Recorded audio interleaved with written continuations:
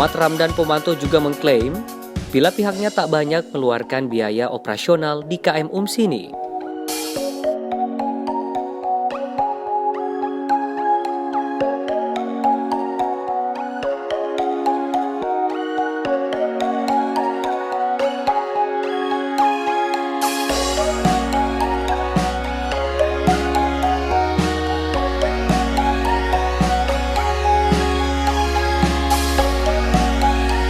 Pemkot hanya mengeluarkan dan 1,5 miliar rupiah per bulannya.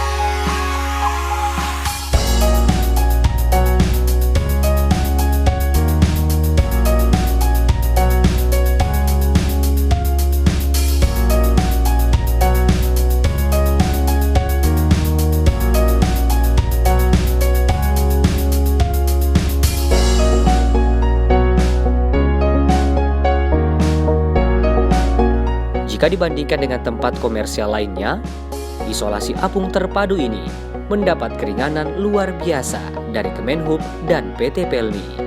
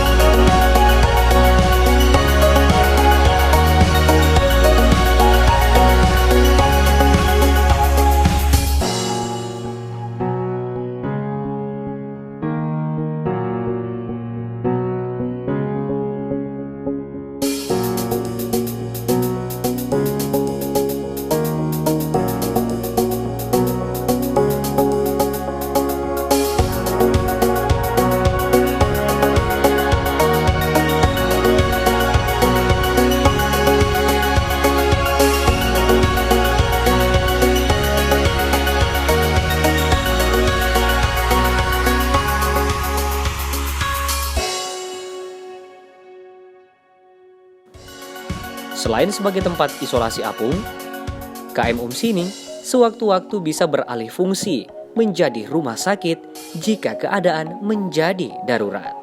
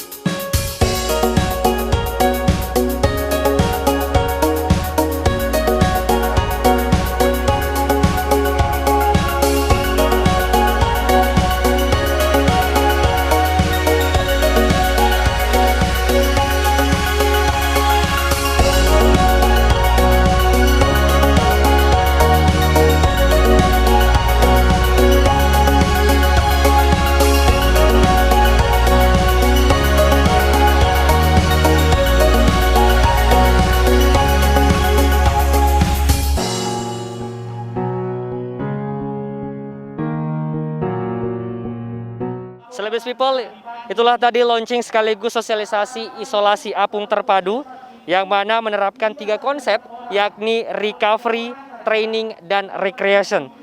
900 kamar telah tersedia di KM UMSIDI ini yang mana nantinya akan diperuntukkan untuk pasien COVID-19 yang berada di KM UMSIDI. Sedangkan untuk fasilitas kesehatan dan pelayanan kesehatannya juga sudah disiapkan dokter dan nakes yang siap 24 jam merawat dan melayani pasien COVID-19. Semoga dengan program pemerintah Kota Makassar ini mampu menekan laju penyebaran COVID-19 di Kota Makassar. Makassar Recover, peduli Ki, salam Ki. Saya De Febrian pamit undur diri. Terima kasih atas perhatian Anda. Sampai jumpa.